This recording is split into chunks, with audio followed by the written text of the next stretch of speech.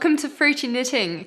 I'm Madeline. And I'm Andrea. And this is episode 141. For new viewers, Fruity Knitting is a 90-minute program that brings you knitting inspiration from around the world, as well as some extra snippets of travel, history, and storytelling that we hope adds joy to your life and brings a smile to your face. And last year, at the end of summer, Madeline and I travelled up to Denmark to do a series of interviews with some Danish designers and yarn producers. We've already shared our interview with Knitting for Olive in episode 138, and today we're featuring another interview that we did during that trip, and that's with Trine Bertelsen, who's the founder of the yarn company CaMaRose.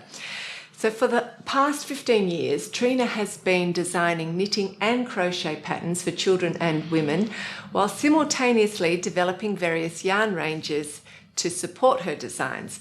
And over this time, Trine's knowledge about different animal fibres and the impact that they have on the environment has really grown and become like a second passion for her.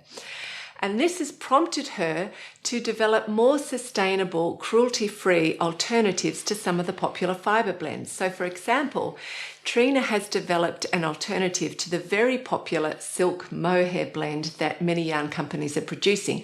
So Trine's alternative uses tencel, baby alpaca, and a small percentage of merino.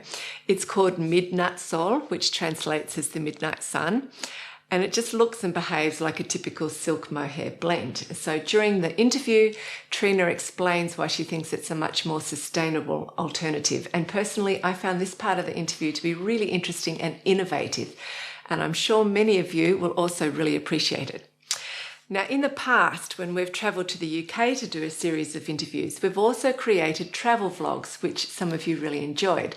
So continuing in that spirit today, we're including a mini travel vlog from Copenhagen, which is the stunning capital of Denmark. So we explore some of the city's most beautiful spots and share our thoughts on exciting highlights and also give you memorable anecdotes along the way. Yeah, I love this segment in today's program, so I hope you also find it fun. We also have a mini tutorial on the knitted Florence bag by PetiteKnit. Then we have some finished projects to show you in Bring and Brag and some new projects in under construction. I'm also going to share my thoughts on the psychology of knitting for your loved ones and how we think about someone being knit-worthy. So let's start with Mum in Bring and Brag. Yeah, so I'm wearing my finished Barbroe blouse, which is a design by Knitting for Olive. And it's been a long journey, but it's finally finished and I'm totally thrilled with the results. So as I said previously, I ended up knitting the very smallest size because I think in general this design tends to come out on the slightly larger side for each size. And the top really does need to have negative ease to be form-fitting. So just to repeat quickly for new knitters, negative ease simply means that the garment's measurements are going to be smaller than your body's measurements. So when you put the top on, the garment will stretch and follow the contours of your body. And because this is knitted in a really light fingering weight yarn, it just turns out to be a really fine, delicate, elegant knitted top, which is exactly what I needed to have in my wardrobe. And just to show you, today I'm wearing it with my very fancy, I hope you can see down here, but very fancy pleated glitter skirt, which I also love. So I've got myself a complete new elegant outfit. I just need to go out more so I can wear it. But I'm really thrilled with it. So I'm going to show you a close-up photo now of the back view because it's really pretty, and also the delicate stitch patterning.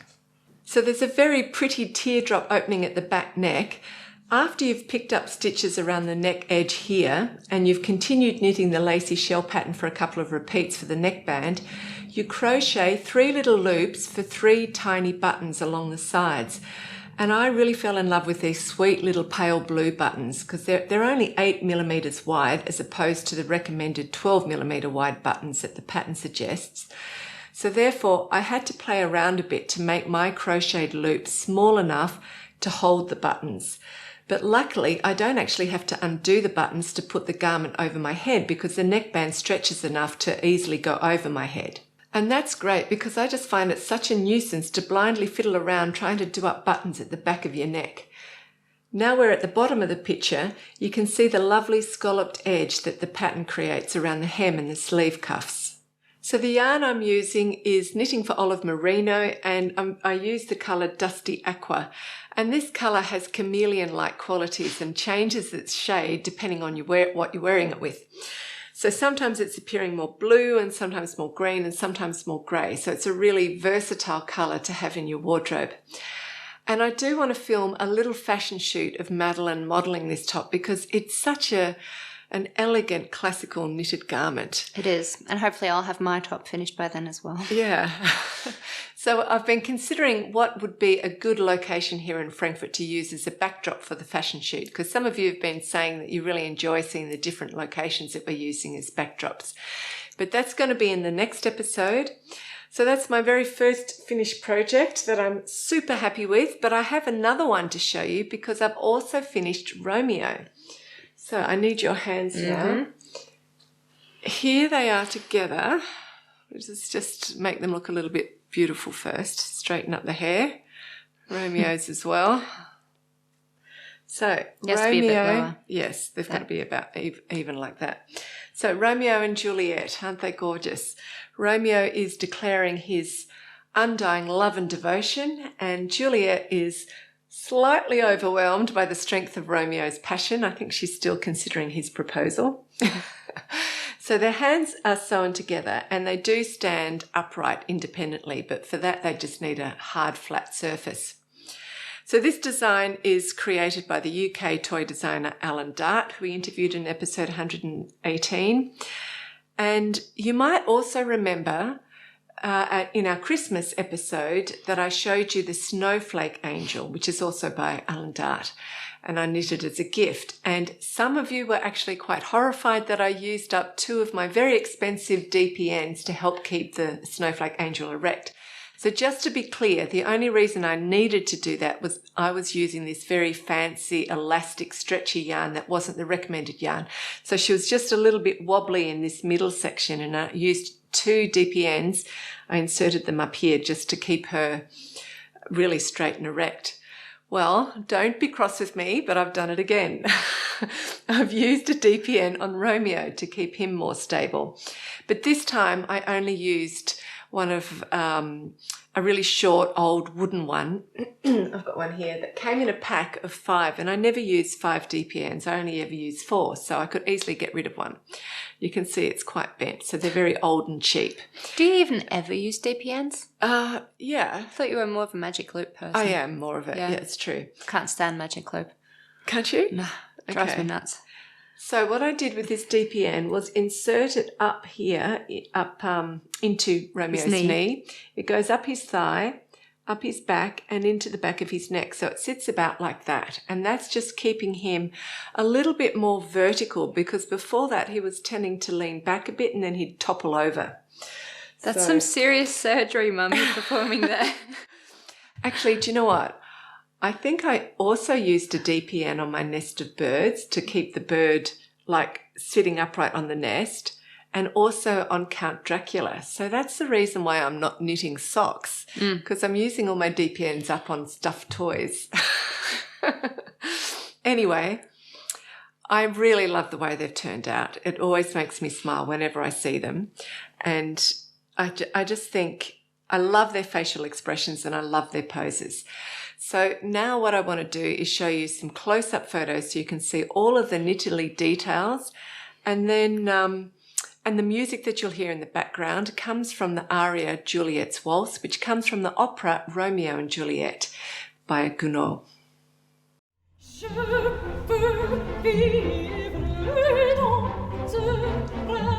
Here they are standing independently. They're looking like puppets in a theatre. So they're knitted in a DK weight yarn, but on 3mm needles. So the fabric's really firm and you don't see any stuffing showing through.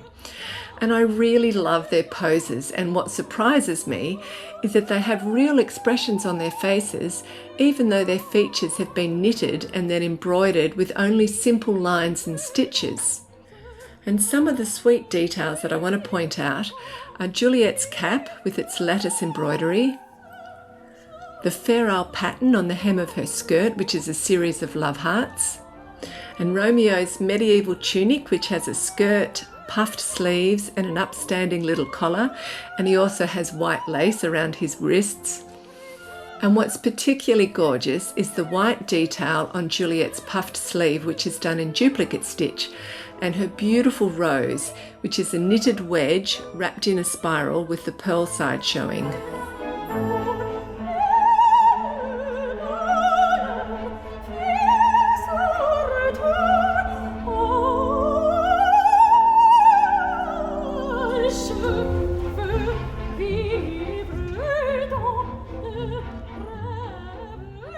So welcome back. We will continue in Bring and Brag because I've actually finished my Florence bag. It's a design by PetiteKnit and it's very beginner friendly. This lacy fabric on the outside is what you knit, and then behind that is the lining, which you sew in afterwards. It's totally gorgeous. Yes, I'm very excited about using it, finally. The pattern offers 3 different sizes, so you can make a small purse that measures 18 by 11 centimeters. That's roughly the size of a pencil case, so it can carry smaller things like pencils or makeup. But the pattern also includes instructions for a proper bag with a long strap to hang across your shoulder, and the bag comes in 2 sizes. I made the larger size, which has a circumference of 58 centimeters and a height of 22 centimeters. So PetiteKnit recommends using fingering weight yarn, which is why I chose to go with the Tunnline by Sandnes garn in this pretty mint colour. This is made of 55% cotton, 33% viscose and 14% linen. Just doing the math there. So this should be pretty strong. And I even tried ripping the yarn with my hands because I was too lazy to get the scissors, but it was impossible, so I had to get up and get the scissors anyway. Anyway, it's a good sign that the bag should be strong. You hold 3 strands of yarn together and then you knit the bag in the round. It starts off with a few rows of stocking stitch, and this is where you end up sewing the zipper onto the bag. Then you knit a simple repetitive lace pattern, and at some point you start decreasing every few rows until you have just a few stitches left on your needle. And then of course you cut the yarn, thread the tail end through the remaining stitches just like you would with a hat. And I even tried this on as a hat just for fun and it looked okay.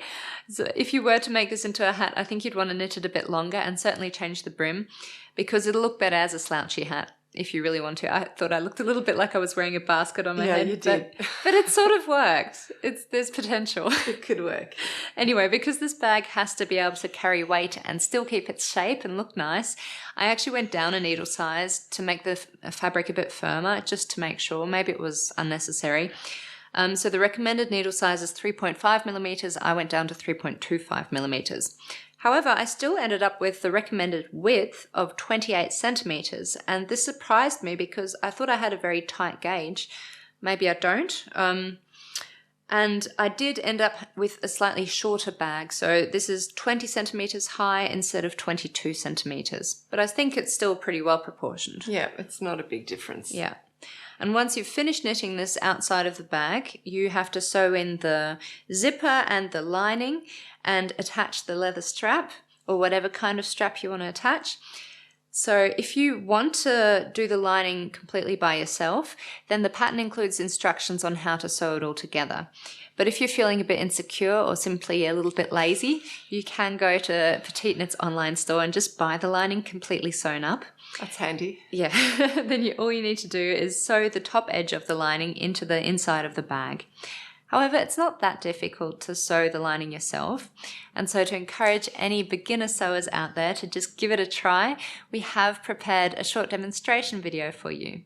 And just before we get into that, we did learn some things in the process of making this. Yes. So, what I want to say is it's possible this isn't the best yarn to use on this design because it's a plant-based fibre. So it's not as sticky. No, well, really what it is, it's got 3 plies in it and they're not heavily twisted they're not twisted a lot together. That's to keep the yarn being more drapey.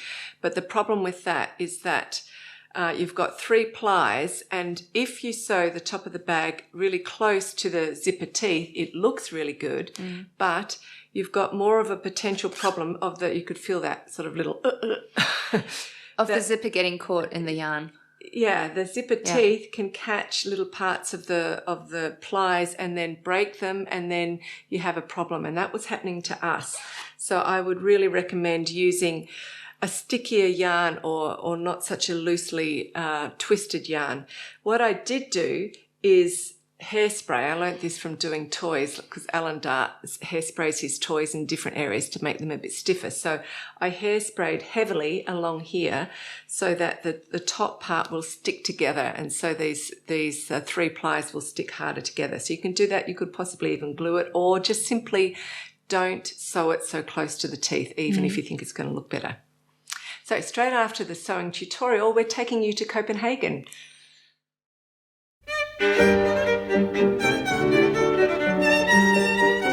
I'm going to show you how I assembled the Florence bag by PetiteKnit, including sewing a lining, a zipper and a strap. So first I sew the lining together using a sewing machine, then join the lining to the zipper, and finally sew the zipper and the lining to the knitted bag. And right at the end, I sew the leather strap to the sides of the bag. I'm using 100% cotton for my fabric. The lining is made up of 2 pieces, a long rectangle for the sides of the bag and a circle for the bottom. So I'm making the larger sized bag, and the circle has a diameter of 20.5 centimetres, which includes an extra centimetre for the seam allowance. The rectangle piece measures 18 centimetres by 60 centimetres, which also includes a 1 centimetre seam allowance. To cut out the circle, I first used my compass on a piece of paper to cut out a stencil. Then I laid the stencil on top of my fabric and marked the outline of the circle with a pen. And the rectangle was a lot simpler to cut to measurement.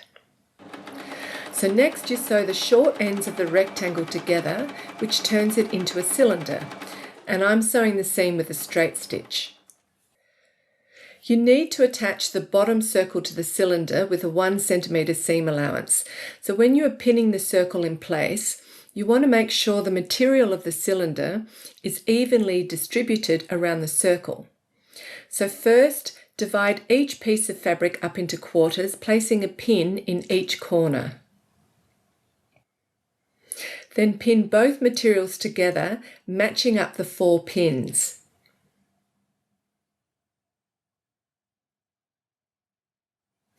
After that, you can place pins in between each of those 4 original pins, and subdividing the material this way just helps you to keep both pieces evenly distributed. So once it's pinned and it's looking neat, you can sew the pieces together using a straight stitch. And I also sewed a zigzag stitch on the raw edges so that they don't fray. So this step may not be necessary, but I just did it anyway. So now our lining is ready to be attached to the zipper. If you can't buy a custom-made zipper that's exactly the correct size for your bag, you can buy a longer zipper and then sew a bar tack where you want the zipper to end. So ideally, I need a 28 to 29 centimetre zipper, and this one is 30 centimetres. So I'm sewing a bar tack about 1.5 centimetres above the end. I'm just sewing with a straight stitch back and forth across the zipper teeth.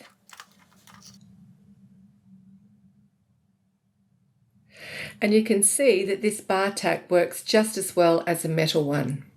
It's time to sew the zipper to the lining, and you want to make sure to keep the lining inside out so that the wrong side is facing outwards. The neat side of the lining is what you're going to see on the inside of the bag. And the top 1 centimetre edge of the lining has been folded over and ironed. The zipper is then placed with its wrong side lying down on the right side of the lining. And the outside of the zipper is lined up with the edge of the lining. And I'm going to sew right along here close to the zipper teeth. And I'm using a special zipper foot on my machine to do that.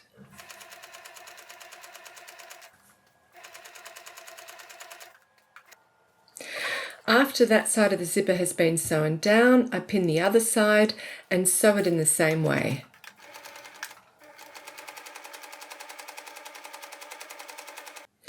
Both sides of the zipper have now been sewn to the lining, and when I open it up, you can see that it looks very neat and the lining comes right up to the zipper teeth, so you don't see any stitching on the inside of the bag. I've now put the lining inside the knitted bag and it's looking really neat and lovely. And I've pinned the edges together so that the knitted I-cord is as close to the zipper teeth as possible all the way around. And when the zipper's closed, you can see that the I-cord will sit well around the zipper. I think this next step is best done by hand. I'm using a sewing needle and my cotton thread is held double. And I'm sewing the knitted fabric to the inside of the zipper and not to the lining. This is going to make it look much neater on the inside because my thread is the exact colour of the zipper. I'm using a back stitch and I'm sewing little stitches so that each leg of every knit stitch is caught in a separate stitch, and this is going to make it very secure. So I've finished and it's looking really neat inside. There isn't any stitching on the lining and you can only see little stitches on the zipper lining underneath the zipper teeth, but they're in the same colour as the zipper lining. I'm really happy with the result and the zip is also closing very well. And finally, I'll sew on the strap on either side of the bag using the same cotton thread.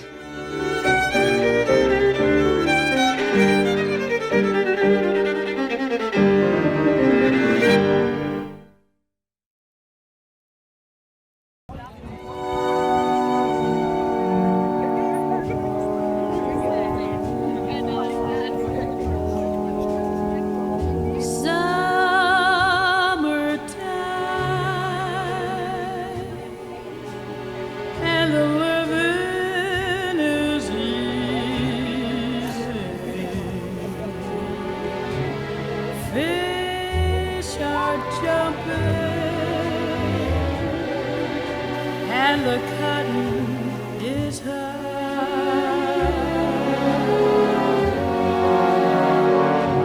Oh, your daddy's rich and your ma is good looking. So hush, little baby, don't. Mum and I have both driven up from our home in Germany to Denmark to do a series of interviews for the show. And our first stop is Copenhagen. Copenhagen is a stunning city, especially in the summer. And today we are in between interviews and have a couple of hours free. So we're taking you with us as we explore the city. Of course, I've got my knitting with me. So we're also looking out for some great spots to do some knitting and people watching. But first of all, because we're both hungry, we're going to a bakery to try out some typical Danish pastries.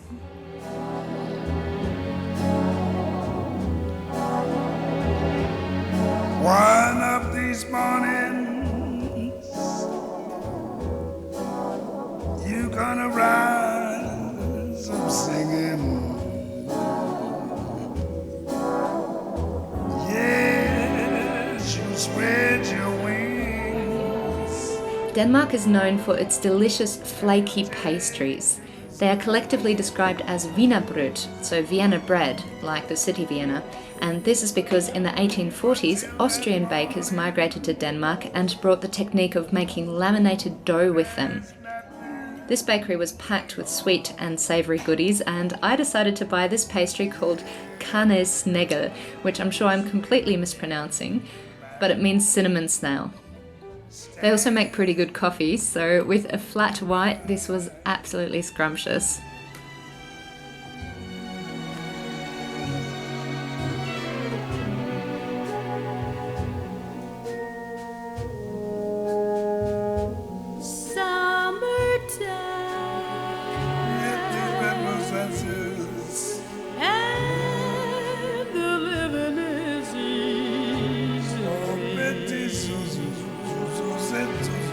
Fish are jumping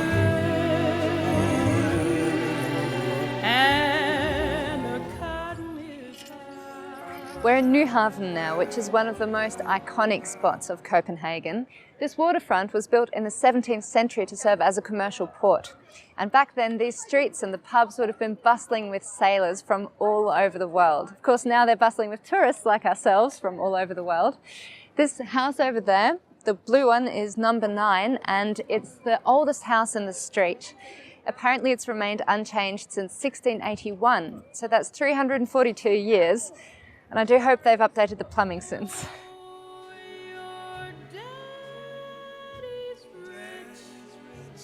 So over the years, the waterfront houses here have housed many renowned artists. One of these was the Danish author Hans Christian Andersen, who wrote some very famous fairy tales like The Princess and the Pea, and of course The Little Mermaid. Since then, the story of The Little Mermaid has been adapted to many art forms. We all know the Disney movie, The Little Mermaid, but the story has also been turned into a ballet.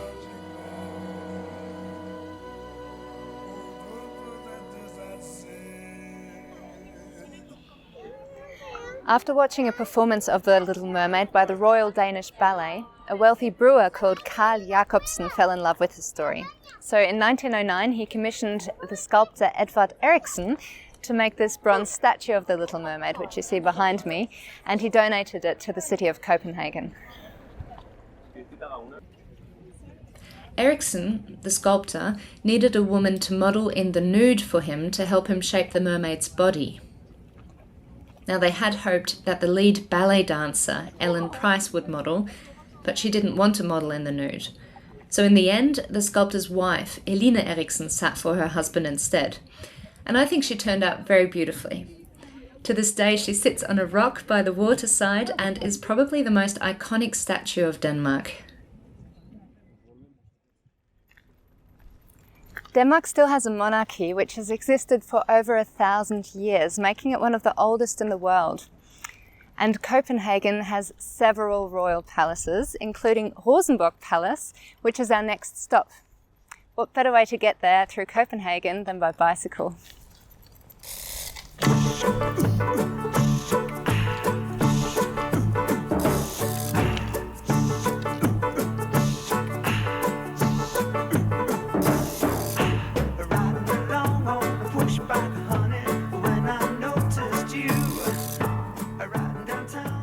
Apparently there are more bikes than humans in Copenhagen, and people here use them throughout the year.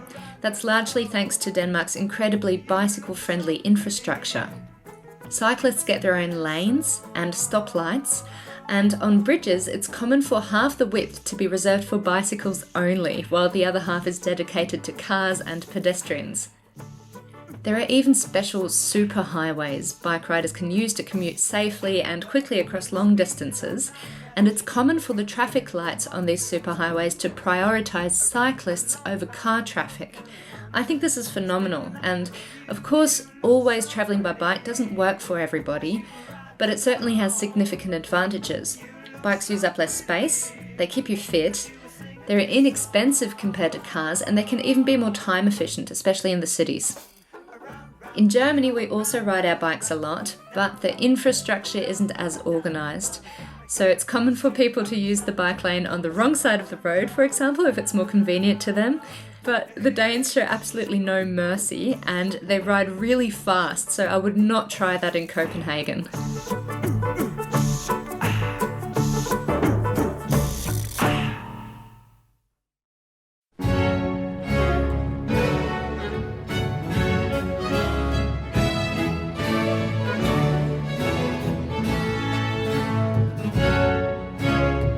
We are now at Rosenborg Castle, which was built in 1606 as a summer house for King Christian IV.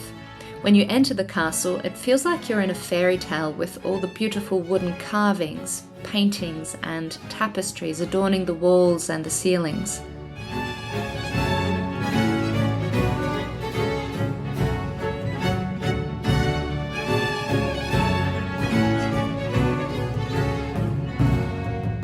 One of the highlights is the Knight's Hall.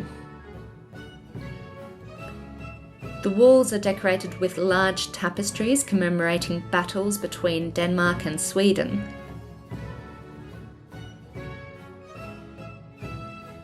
and at the end of the hall stand 2 royal coronation thrones guarded by 3 life-sized silver lions. So as expected, there are many portraits of past Danish kings and queens covering the walls, and incredibly, since the 16th century, every Danish king was named either Frederick or Christian. Only recently, Queen Margrethe II abdicated to make way for her son, who is King Frederick X.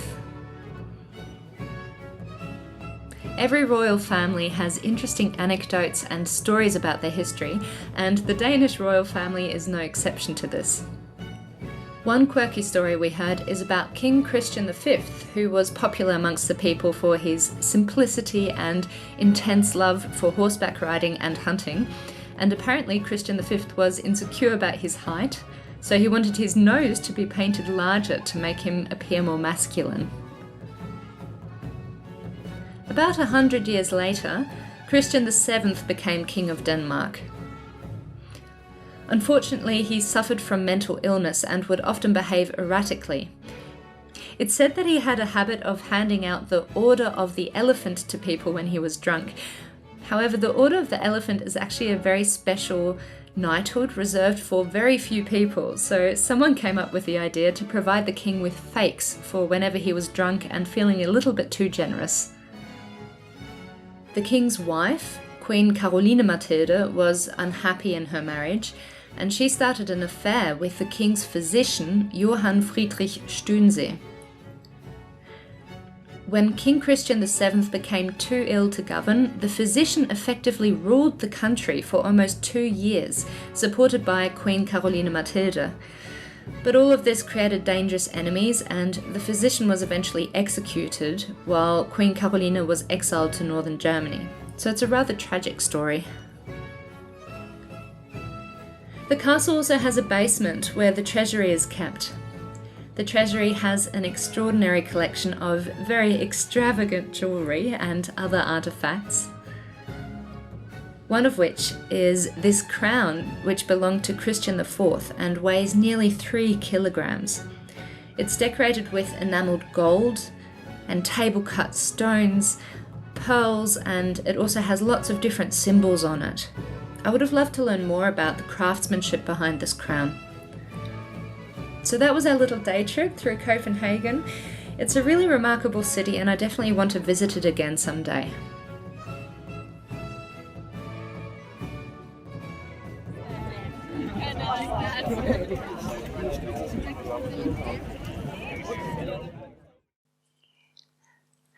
Welcome back. We hope you've been enjoying yourself so far. Mum and I put our best efforts into making each 90-minute episode informative and entertaining for you. And fruity knitting is our full-time work. And to keep it sustainable for us, we rely on our viewers to support the show financially as a fruity knitting patron. If you like what we do, then please visit our Patreon page where you can choose to become a Hebridean, a Merino, or a Shetland patron. You'll even enjoy some extra benefits like discounts and live events, sometimes with a special guest who we've previously had on the show, and sometimes with just the two of us for a knit and chat session. They're always very relaxed and fun. We like to provide these as a thank you for supporting the show. And thank you to all of the patrons who are financially supporting the show, because fruity knitting couldn't exist without your financial support. You're probably curious now about what I'm working on next. I'm knitting a mid-season jumper, and I'm using some yarn that we brought back after our interview with Knitting for Olive. So again, it's the Knitting for Olive Merino, and I'm pairing it with their silk mohair. And I'm really late to the party with this blend. By that I mean combining a strand of fingering weight with a strand of silk mohair. Knitters have been doing this for years now. I don't know why I wasn't attracted to doing it before, but I'm totally in love with the fabric it produces now. I could just keep doing it. I won't, but I could. It just makes it, the fabric, it smooths it out more. It makes it fluffier, softer, more drapey, and just more cuddly. And a bit more sexy as well. You reckon? I think so. Not always, but a lot of the time, yeah. Yeah, okay. So the colourway I'm using this time is called Poppy Blue, and it's a really happy summer blue colour. It's like Gorgeous. the summer blue sky. Yeah. It has a tiny bit of yellow in it, so that's why it goes with my complexion. I don't see the yellow, but I'll believe you. It's a bright, it's not a bluey or a reddy blue. It looks extremely blue to me. It's got a little bit of yellow in it. Okay. Because look, it looks good with my It does complexion. look good on you. Anyway, so here's a couple of pictures of the design that I'm knitting. It's called the Lola pullover, and it's by Claudia Quintanilla, who we interviewed in our very last episode, number 140. And it has an intricate all-over lace pattern, and it's designed to combine a mohair and a fingering weight yarn together. And you can make the design cropped, like you see in the pink version, or a bit longer, like the creamy version. And I think both versions will just look really great with jeans or dresses and skirts. So if you can hold this up for me. The design is knitted in the round, top down. So after you finish doing the 2x2 ribbing for the neckband, you start off by doing some short row shaping to raise the back neck. And that's all done within this all over intricate lace pattern. And I think that's just so clever because you can't see the short row shaping at all. Was that difficult to do? No, it wasn't difficult because she actually has different charts. It's the same pattern everywhere, but different charts written out for different sections. And she has it particularly for the short row shaping. So you may not understand it because you're only just starting to do the pattern. So you're still learning how to do this pattern. So you just have to follow it step by step, but then it's not difficult. Yeah. So I'm really impressed with how clever it is to be able to do that inside the lace pattern. Yeah, it looks really great. So you can see I've already knitted quite a lot. The full body, I've just got the 2 sleeves to knit. I'm not going to go into detail today about the pattern anymore, but I will in the next episode. I'm going to tell you all of the knittily details that I do, and I think I'll actually be sitting here wearing it for you, completed. I'm a bit jealous of your project. It's so beautiful. It is really beautiful. I might steal it. Okay, your turn. Yes, it's my turn. So for quite some time now, I've actually wanted to knit a sweater for my best friend, Antonia. She has been my best friend for 13 years now, so I consider her to be a very knit-worthy person in my life. And Mum and I were actually discussing what makes a person knit-worthy recently, and we agreed upon some criteria. So firstly, a knit-worthy person usually plays a significant role in your life. So there might be a close friend, a family member, or a romantic partner. Someone you love and appreciate and really feel a strong urge to knit for. Yes. Now, I think we all as knitters love the process of knitting inherently and get a lot of pleasure out of the tactile, repetitive movements, picking out beautiful yarns and looking at all the different designs. And all the gorgeous colours. I know, but it feels extra good, in my opinion, when you're knitting for someone special. For example, Mum has actually knitted quite a few stunning jumpers for both myself and my dad. One of my favourite jumpers that Mum made me is the Catherine Parr by Alice Starmore. It's stunning. She even included waist shaping, which, if you're interested in this, she talks about in episode 22 and 24. She made Dad the Saint Bridget by Alice Starmore and the Firebirds by Jade Starmore. I actually made these folk bags by Martin Story for my little cousins in episode 115, and this Lake Reed hat by Azita Krebs for Mum. Dad made this beautiful hiking vest for Mum back in episode 73 and knitted the Celine cardigan by Michelle Wang for my birthday. It's one of my favourite cardigans. And recently Mum knitted this stunning wedding shawl for our friend Sophia from Sophia's Tales. So these are just a few examples of what we've knitted for others or each other. And I was actually really surprised because I thought we were both fairly selfish knitters. Me too. But I think this just proves that knitters inherently love to use their skill to show the love for the people around them. Yeah, I do love to knit for the people who I really love. Yes. There's a lot of love going about.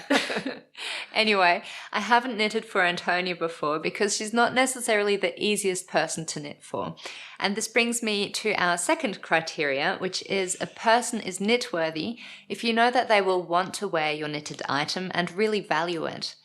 However, some responsibility does also lie with us as knitters because there's a lot we can do to help our loved ones become knit-worthy. That's true because I learned that the hard way. When Andrew and I were in our 20s, so before we got married, I knitted him a bright blue jumper out of fairly crappy, thick, Aran weight, scratchy yarn. So it sounds dreadful already. But on top of that, the arms were too long and the neck was too loose. And because I made it in a bright blue colour, like not this pretty blue, but like even a brighter blue, it made him look like Cookie Monster from Sesame Street. But he did wear it for me, but only under duress and out of a strong sense of obligation. What a good husband. Oh, yeah, he was. After that experience, though, it did take him a long time before he asked me to knit him another jumper or agreed to let me knit him another jumper. But to be fair, over time, my skills did really improve. And I also started to consult him on every step of the way, so just to make sure that he loved the yarn, that he loved the colour and the design. And he was really happy that I could modify the design for his tastes and also adjust it so it fitted his body perfectly. And in the end, I would say for at least the last 10 years of our marriage, he would only ever wear my hand-knitted jumpers, and I knitted him about 6 or 7 jumpers. So that's a story with a very happy ending. Yeah, and it's true, he did look great in your jumpers. Yeah, and he loved them. Yeah, well, Antonia and I have different tastes in fashion. I'd say she aligns more with the typical Danish style. So while I adore bright and really strong colours, Antonia gravitates towards the softer, more neutral tones like white and grey and beige, maybe an olive green, and of course black. And I'm really into busy patterns with complicated lace and cable designs, while Antonia finds the simple, minimalistic, typically stocking stitch sweaters a lot more elegant. So while I was thinking about what I could knit for Antonia, I found myself focusing a lot more on what I wanted for her rather than what she would want. And this unfortunately does defeat the purpose of gift giving, because it would be such a shame if I knitted her something that I thought was beautiful but she only rarely wore it because she felt obliged to, because I'd put in the effort. All of this got me thinking about the psychology behind gift giving and generosity in general. I think most people know intuitively that we do benefit from being generous towards other people. I'm sure everyone's experienced the warm and fuzzy feeling in their stomach, and you can feel happy or proud. And I'd say it also makes life more meaningful. But I was wondering, what does the science say? And so I did a bit of a research in Google and a study from 2017 showed that, researchers were looking at how being generous affects our sense of happiness. And so first of all, they got the participants to fill out a questionnaire, which also includes questions about how happy they were feeling at that moment. And then the researchers told the participants that they would receive a weekly money allowance for the next 4 weeks. However, Group A was asked to pledge that they would only spend their allowance on other people, which makes them focus more on other people's needs and wants. Group B was told to spend their allowance only on themselves, which naturally makes them focus a bit more on their own needs and wants. And they found that Group A, who were focusing on others' needs, reported higher levels of happiness after the experiment than Group B, who were focusing on themselves.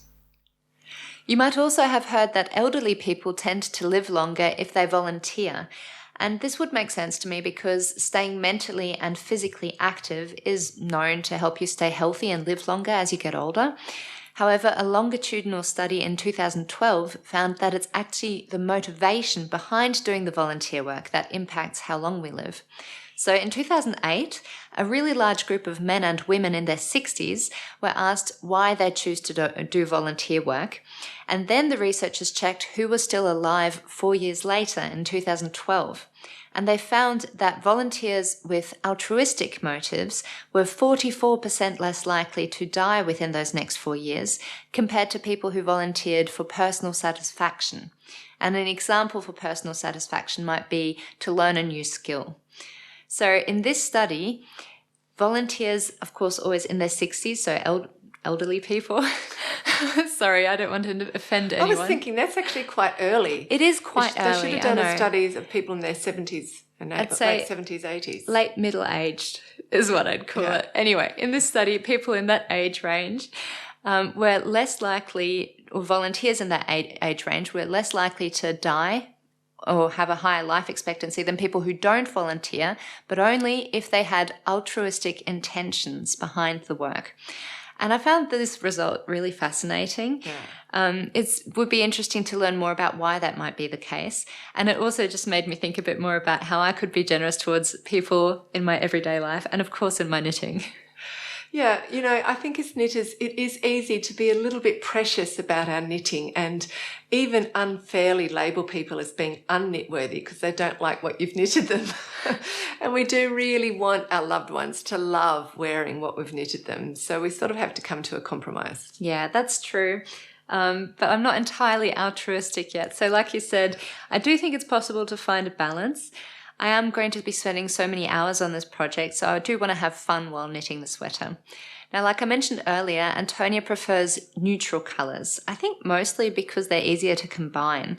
And she also likes simple designs without extravagant lace and cable patterns. So, to me, as long as the colour is really beautiful, I'm okay with the pattern not being very complicated. It can be simple stocking stitch. I'll be happy. So I asked Antonia to choose any colour she wanted except for white, beige, grey or black.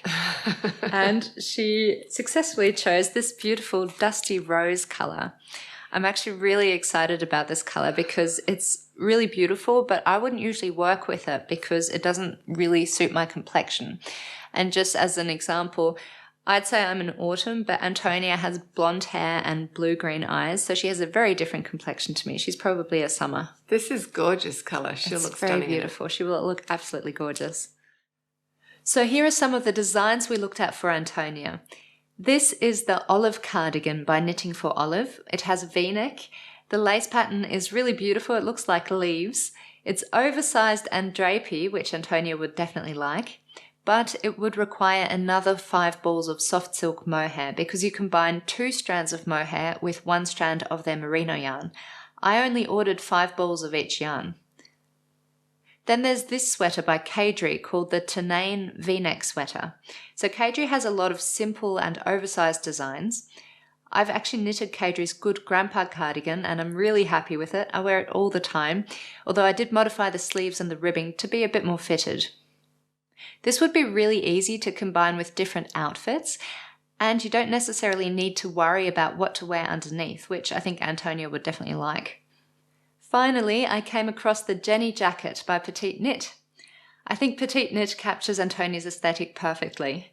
This cardigan does have an all-over pattern on it, but in my mind it's still pretty simple. So both the Tenane V-neck sweater and the Jenny jacket use 2 strands of mohair held together, but I would actually combine the merino and the mohair. And hopefully this won't be a problem because I do prefer to knit a bit more tightly and I might just have to adjust the needle size or the stitch count.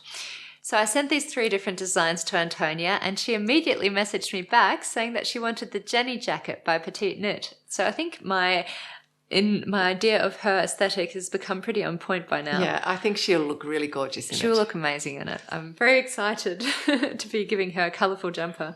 So I'm going to start on this project soon. I'm also still working on my Barbroe blouse, which will hopefully be done by next episode. Yeah. Okay, so coming up next is our interview with Trina Bertelsen, who is the designer and yarn producer behind CaMaRose. And Trina is kindly offering Fruity Knitting patrons a 25% discount of all her patterns in her Ravelry store. So CaMaRose has some really lovely knitting and crochet patterns for both children and adults. And what's special is that Trina often features the same pattern in different garments and accessories, allowing you to create whole sets. So thank you very much, Trina, for this offer. So now it's time for us to say goodbye. Thank you for spending time with us and we'll see you soon in March. Bye.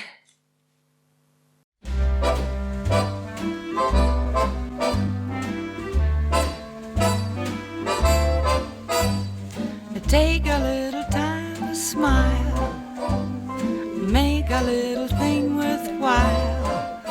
When the moon comes up and the sun goes down, take a little time to smile. If you think you have a care, you can find them everywhere. they will vanish too, like the others do, if you take a little time to smile. Smiles were meant to give away. Give 100 every day, if you know the good they do. Won't you please just give a few? Try it for a little while, if you wanna live in style. When the moon comes up and the sun goes down, take a little time to smile. Welcome to Fruity Knitting. So Madeline and I have driven up to the city of Randers in Denmark to meet Trine Bertelsen, who's the founder of the company CaMaRose. So for the past 15 years, Trine has been designing hand knitting patterns for children and adults, while also developing various yarn ranges to complement her designs. And Trine's primary goal is to offer environmentally sustainable yarns of high quality, but at an affordable price. And that actually sounds really brilliant. So we are thrilled to have you on Fruity Knitting to talk about your company. I'm very honored to be here. So oh, thank you. Good. Okay, so because we have viewers worldwide, I thought it would be nice if you could start by describing where we are here in Denmark, in the city of Randers. That's where you're living and running your business. Yes. And then tell us the story behind your company, CaMaRose. Yes. Well, we are in Randers, which is in Shetland, the mainland of Denmark. It's an old working town, and we have the oldest pedestrian street in Denmark.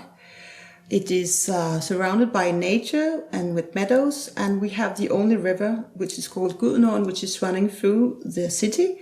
So if I should describe Randers just in one sentence, it would be a big city on the countryside. That's lovely. I love cities and nature joined together. That sounds like my perfect kind of city. And it is really beautiful. We're right in the middle of the old part of the city, and there's cobblestones everywhere, and it's so charming. Tell us the abbreviated version of how CaMaRose came to be. Yeah. Well, I used to study music in Copenhagen, and under my pregnancy at the end with my second child, I just couldn't sleep at night. So I thought the most boring thing would be, to read knitting patterns. I didn't really get knitting patterns. I tried to knit, but I couldn't. And then one night I just sat at the couch looking at in the knitting magazines, and I suddenly cracked the code and thought, well, this is really interesting, and I can do this by myself. Shortly after I got Carl Emil, he was 3 months old. I lost my father, and that was really came as a big shock to me. So at the same time, I started designing, and somehow it just was like therapy to me, a place where I can just be thinking of something else than the sorrow. And I started, to develop knitting patterns. And at the same time, I took contact with some knitting magazines, and I started actually designing patterns, crochet and knitting patterns for magazines. Okay, and other yarn companies in Scandinavia? Yes, also yarn companies in Scandinavia. And then eventually you branched out and became independent. Yes, working as a freelance designer for 2 years, I found it not that really inspiring, because I was often given briefs and and was told what to design and the colors and the yarn. So when I got my third child, I was sitting and wondering, well, I want to make my own company. I want to make a web shop where I can, just design my own crochet and knitting patterns for babies and children, and I could decide which yarn to use. And I thought, well, this is going to be a piece of cake, but I found out it's hard work. So, especially having 3 small kids at the same time. Yeah. I know now you have a lot of knowledge on fibres and how their impact of different animals on the environment, and that's become a passion, hasn't it? Yes, it really, because fibres are really interesting, and you can see, which is the most environmental friendly fibres. There's a big difference. And also, I prefer to make my own yarns, to combine different fibres, and the more knowledge I've got, the more easy it is, and it's really exciting and interesting to study fibres. So that's become yet another passion for you. Yeah, it really is. Yeah. Okay, and originally your name was Strickerborden. Yeah, that was another idea. I came up with a place where you could make your own knitting book.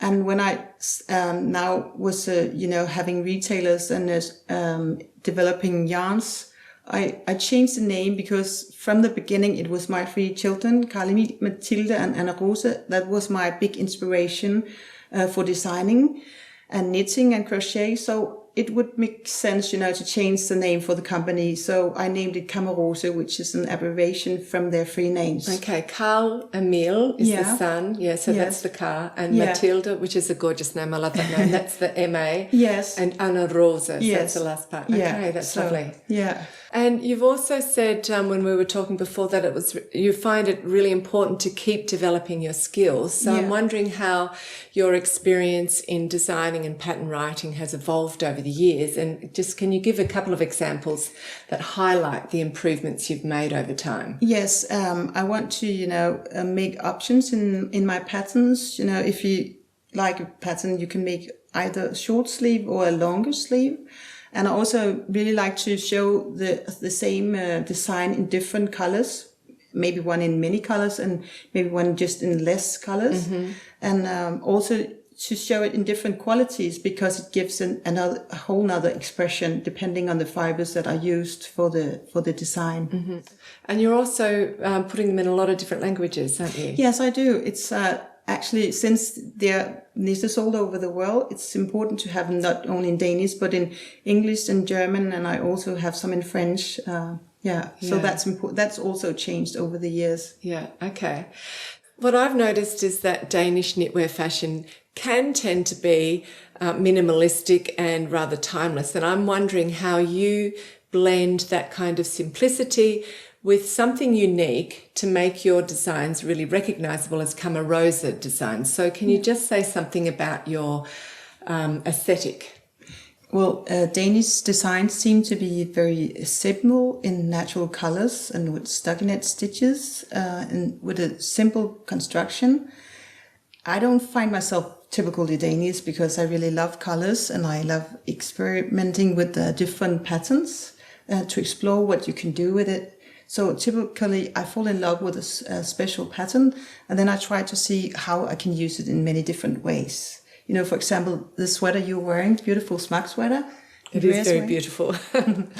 Actually, that started out with just a pillow design, a square pillow, where I used this pattern, which just is 8 stitches and with 8 rows. It's very simple, classic. And then while knitting this, I really wanted to use it for a sweater for a yoke. And I was wondering, how can I make this, pattern in a yoke? Which is very square. Yeah. How do you turn it into a round? So I was wondering, how can I increase in this pattern without showing it too much? So as you can see, here it starts out with a wrap and then there's stockinette stitches. And then actually you increase inside the wraps. Okay. So here you've got 2 instead of 1. Yes. So now I've increased here in this wrap. So now I have increased to 2 stockinette stitches. And here it's reversed stockinette stitches and I've increased that too. Okay, so you've put the increases inside the pattern so you can't really see it. Yes, so it doesn't show. And still, you have to be aware of how does it fit. Yeah. So it was a bit complicated to figure out how to do this. But that's a challenge you gave yourself, is to turn that into something that can be a yoke and increase. Yes, and okay. Actually, so when I increased, I was wondering, can I also decrease again? So that was also how I came up with the idea for this barrette. So okay, so you've increased here. You can see. No, actually, you start with the ribbon here, and then you knit it, and then you increase here and knit some rounds just with the smock. Yeah. And then here you decrease. Decrease again. Yeah. Okay, so you're starting off again with a single strand of stocking stitch. Yeah. And then you're increasing to 2 strands and increasing in the reverse stocking stitch in between. Yeah. Till it gets to its widest point, which is around the brim. Yes. And then you're decreasing again. Okay, so you learnt all the techniques on the beret, Yeah. and did this come next? Actually, this is my newest design in the smock. But here I started, just to challenge again, to start inside and then increase outside. So it's a bit different from the beret. And then I used it for a cardigan, Susan's cardigan, and I used it for the beautiful smock sweater. Yeah, which looks really lovely. So, and they're all in different yarns. So that yarn there is what? It's in the llama wool, which is 50% fibers from llama, and it's 50% the Highland wool. It's really beautiful. Is that the same? Yes, these three are the same, but if you can use 2 strands of midnight sole, it turns out really different. This is made from 2 strands, just like the one you are wearing. Is this also 2 strands? Yeah, 2 strands of midnight sole. Okay, it's very soft and beautiful, and that's it here too. Yeah, comes in lots of, and this is a combination of alpaca, a bit merino, and then tencel. Okay, that's really interesting, which we'll talk about later, and all of her fibre blends. Okay, so that's great. So that's how this one developed, and then we've got this design here. So tell us the story of this design. For this summer vibe top, I got the inspiration for the first design I made with this pattern was a blanket. You can see it here. It's a very simple pattern, only with the gather stitch, and you increase and decrease, and it looks really complicated, but actually it's really simple. So the increases and decreases form this shell shape. Yes. Yeah, okay. And I also wanted to, to show it in another quality, so you can see it looks a bit different from the other one. So this is my lema I used for this one. That's this yarn here, isn't it? Yeah. So, and what is that? That's 50%. Yeah, llama fibers and 50% Highland wool. Yeah. Okay. So after making these, I wanted to make a shawl where I used also the pattern where I start in a neck and then I increase, and when it's put together, it looks just like a wave. A wave or a big moustache? Yeah, a big moustache, yeah. And I named this after the river in Randers called Gudnåen because, it looks like waves. And yeah, okay, it is gorgeous, yeah. And so after making that, I wanted to make a summer design. So the first design I made was this summer vibe top where I wanted to use a lot of colors. And here I've used the back side of the pattern because I really like this, the way it turns out at the back side. Oh, okay, where you change colours with the white, you get the pearl bumps. Yeah. It adds another little detail, doesn't it? And I really like that. But I know, using a lot of colors, not everybody loves a lot of colors. So I wanted to show how it could look, in a more classic style, only using 2 colors.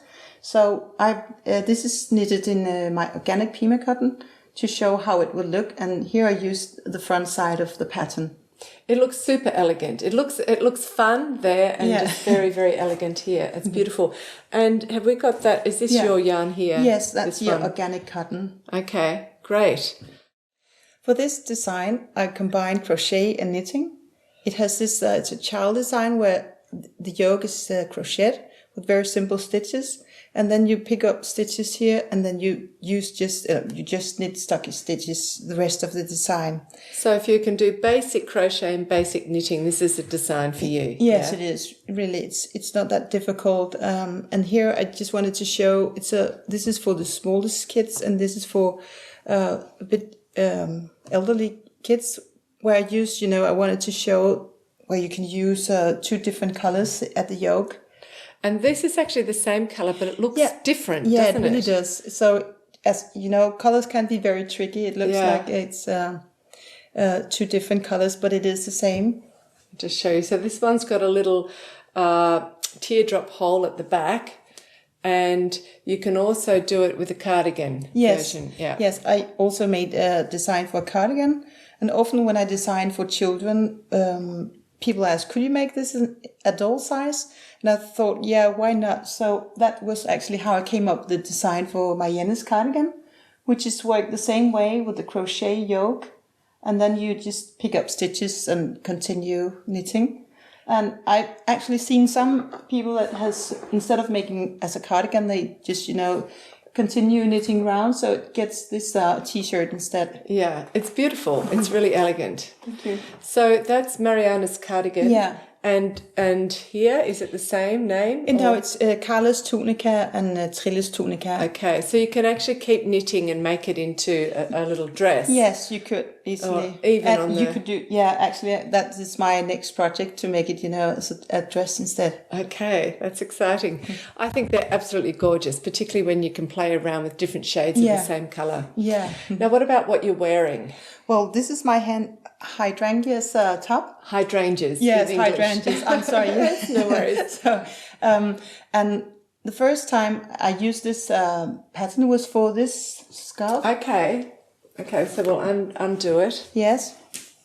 Mm-hmm. And actually, you start in the neck, and then you increase at each row, and that's how you shape. To make it into a crescent shape. So Yeah. did you have to play around to try to make those increases inside the pattern? Oh, yes, I did. I remember it took me quite a long time to figure out, and then I suddenly cracked the code. And the reason I also like, to make these increases, you get this curly look, at the ends when it's just hanging. Yeah. It's very pretty. Okay, and here it is again. Yeah. In a very chunky yarn. Yeah, I wanted to use it, as for a hat.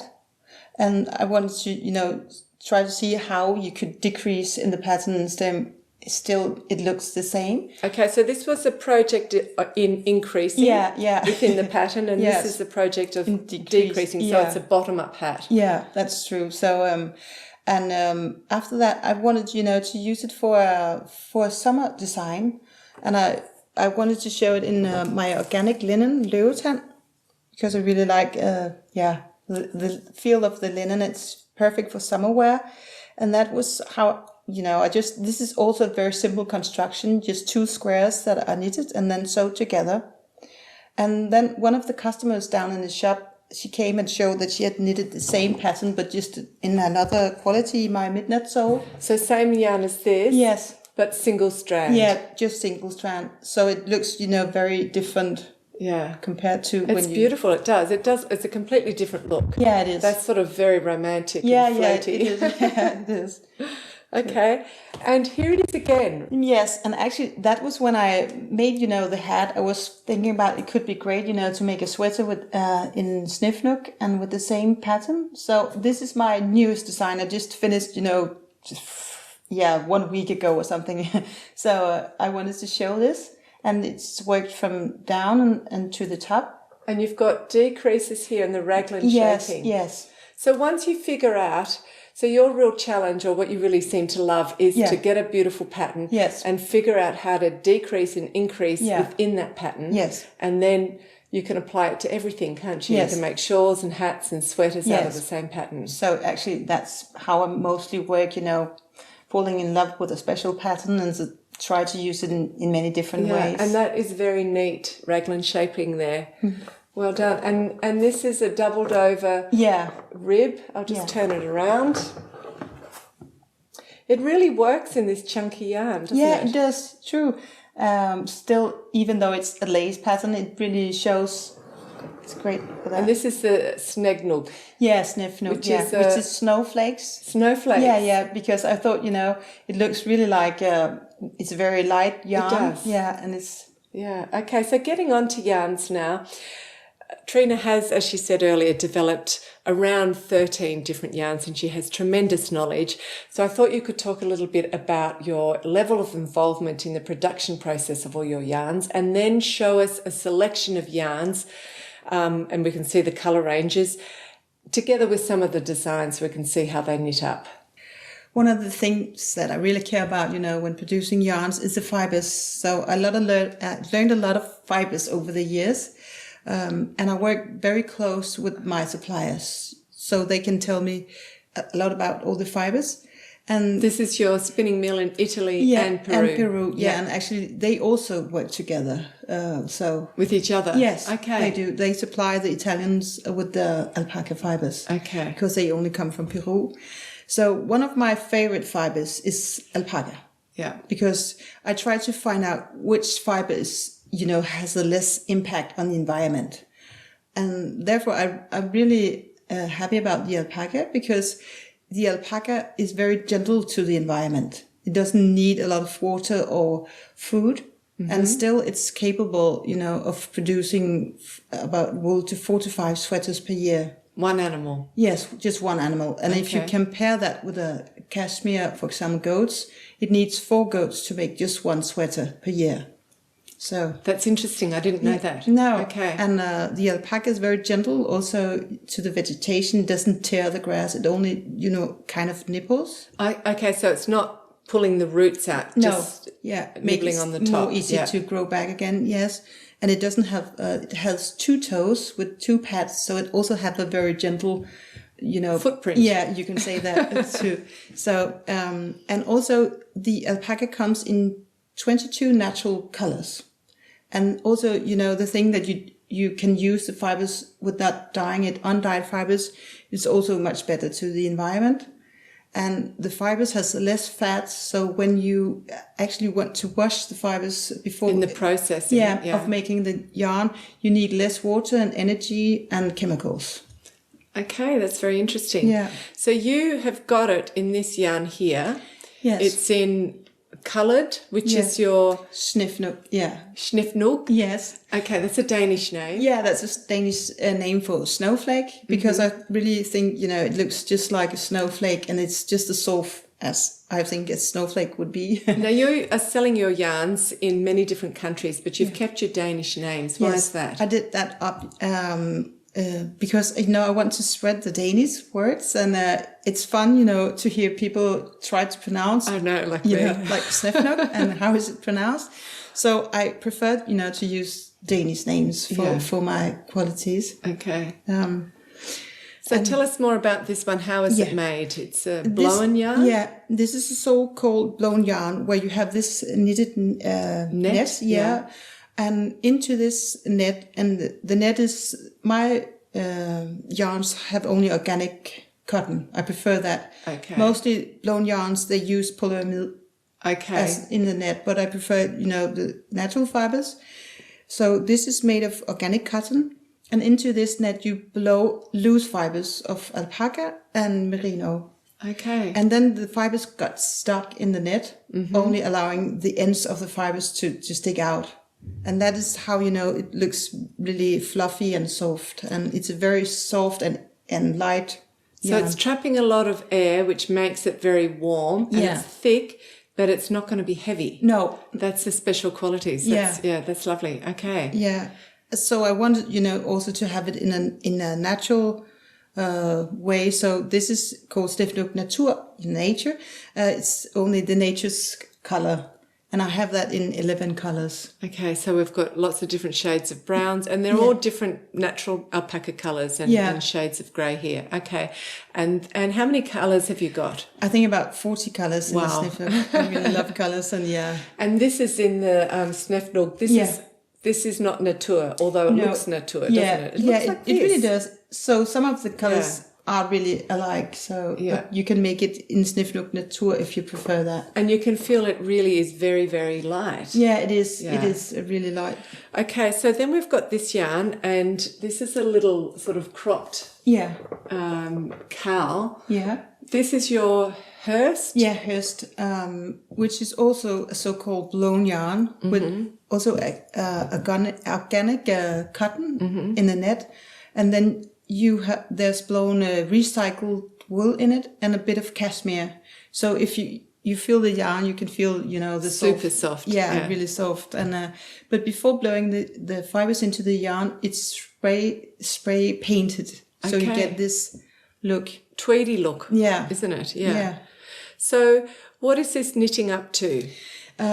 This one, Hurst, is knitted on a size 4 to 5 millimeter, and it's 17 to 18 stitches. Okay, so it's a little bit bigger than a DK weight yarn. And this one is knitted on a size 5 to 7 millimeters. It's a bit different, what size people choose. Yeah, depending on what country, and also your natural gauge. And it's 14 to 16 stitches, approximately. Per 10 centimetres or 4 inches. Okay, that's interesting there. So, and it is really a beautiful yarn, a beautiful tweedy yarn. You can see that here with the green and the orange. And how many colours do you have in this? I only have 8 colors, but I'm expanding the range now because it's been very popular. So I want to make some new colors for the summer, because actually, because of the high content of cotton, some people use it actually as a summer yarn. But, yes. Yeah, but I more thought about it, as something for the fall. Yeah. And that's also why I chose the colors I chose, because it reminds me so much of fall. Yes, they're very beautiful. So getting onto colours, you do have like many different colours in each range. Yes. So how do you choose the colours? Yes, that is, a great deal of work, because I try to be true to the fibers. So that is also why, this is organic linen, which is a summer I use for summer yarn. So I wanted to have some more dusty colors for that one, and especially because linen, I think I prefer it should be more dusty colors. So, and this was expected to be for the fall, so that is why I chose colors that is more to the fall. So I try to, choose colors depending on what First of all, what the fibre is, and then what season it's good for. Yeah. Okay. So, and then if it's a really popular yarn, maybe you develop it into another season's colour. Yes. And I always start out, only picking 8 colors. And then I expand, to see if people like the yarn, and then I get in more colors. So, okay. So we're both wearing 2 stunning colours in the Midnight Sol, which is Midnight Sun. Yes. Yeah. So, and that's got a huge range of colours. Yes. So let's see those yarns next. So this yarn is my Midnight Sol. It's called Midnight Sun. I wanted to make an alternative to silk mohair, because I don't really like the way silk mohair was produced, because it's mohair has been very popular and everybody wants to get mohair. There's been, unfortunately, the animals hasn't been treated that well. The mohair goats. Yes, the mohair goats. And also I wanted to find something different from silk, because I don't, either like the way it's produced. Either you boil the cocoons to get the silk thread to be long, and then there's this new cruelty-free silk called. But it gets out of the cocoon, but it only lives for about 2 to 3 days, and then it'll die by starvation. So I don't find that cruelty-free. So 2 things you wanted to replace. What did you replace it with? I replaced it with tencel, because tencel is also a more sustainable fiber, because you can reuse 99% of the fibers in the process. Yeah, or the chemicals you use to make it, and it's viscose, made of wood, and then it looks a bit like silk. It's shiny, isn't it? Yeah, it is, and behaves a bit like silk. Yeah, and then I used the alpaca fibers and a bit of merino, and I worked close together with my supplier. And I asked them what can I use to make an alternative, and they made some samples for me and sent it. And I knitted some garments to test it, to see how it works and how it looked. And after some try, we finally decided for how the blend, what percentage of everything. So what percentage is it? It's made of 54% baby alpaca and 36% tencel and 10% merino wool. Okay, that's really interesting that you've come up with an alternative. Yes. And it looks very, very similar, doesn't it? Yeah. And it behaves, I assume, very similar. Yes, and it's really soft, and people are really get to like this yarn. I started out only with 8 colors, so now I think it's about 40 colours again. Okay. Yeah. And that's what we've got. That's what she's used for these 2 designs here. There it's 1 strand, here it's 2 strands. I think this I used garment 3 here, strands for this one, and in different shades, so you come up with a total new color. that's fun, isn't it? Yeah. Okay, so you do have yarns for specific seasons, and are you working with them at the same gauge so that they can be interchangeable with your knitting patterns? Yes, I do. Some of the yarns you can, for example, if you use 2 strands of Midnight Sol, you can replace it with the llama wool I have, or the llama tweed, Or if you use 3 or 4 strands, you could replace it with Snifnuk or Snifnuk Natur. Or you could work it together with other yarns like Romeo, which I've used 1 strand. This is your knitting project at the moment. So Okay. I used 1 strand of the thin llama wool together with 1 strand of midnight wool.